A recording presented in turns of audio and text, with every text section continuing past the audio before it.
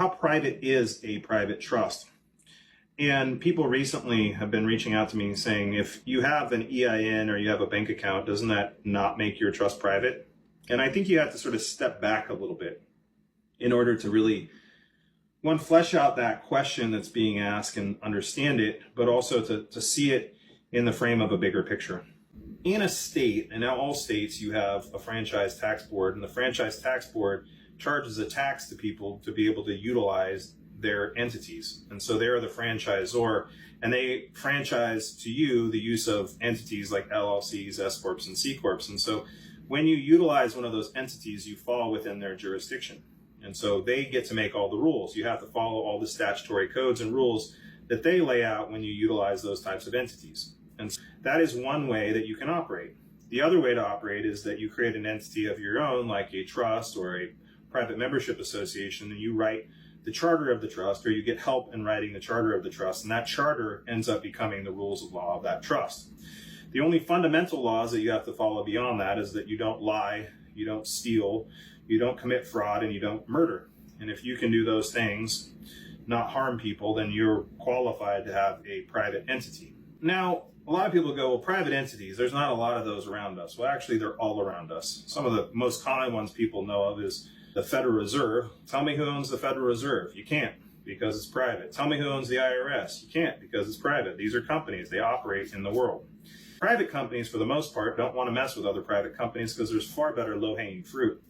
When you get to write the laws and the rules of what happens to statutory entities, which LLCs, S Corps, and C Corps are, you have a whole bunch of people that you can write new rules from to tax more and to do more too.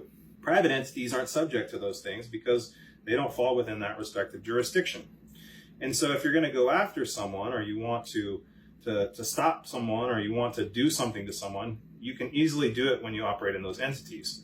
For example, Donald Trump, just a little while ago, a few weeks ago, he was told he had to close down his LLC in New York because he was being charged for fraud. He hadn't been proven that he had committed fraud, but in the statutory world, it doesn't necessarily matter if there's evidence or not.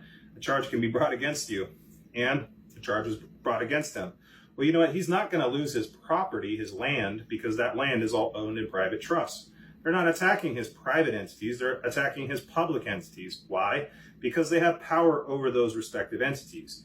They can't go after the bank accounts of his private entities, or they would have. Think about it. It'd be all over the news. They would have taken his money a long time ago, but they can't because it's in his private bank accounts for his private trust. Now, when you create a bank account, you have to get an EIN. That's required. You have to do a KYC in order to open the bank account. That's required in order to open a bank account in the United States. That being said, that does give some optics on your business.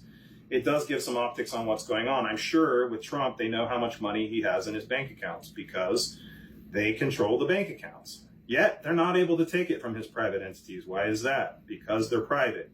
Private companies don't really want to mess with the private companies because that causes them problems.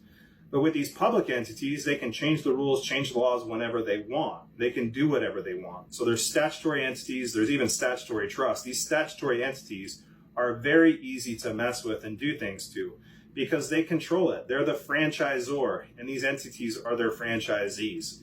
It's no difference than a McDonald's that has a franchisee that's not following the rules of McDonald's charter. They can kick them out and tell them they can't be a McDonald's anymore. They can do the same thing to you if you're using these types of public entities. And so really the question about how private is a private trust, is it private because it has bank accounts? And is it private because it gets an EIN? Are you falling into someone else's jurisdiction? I would say no, you're not. You're not falling into that jurisdiction. You have a different jurisdiction. You're created differently.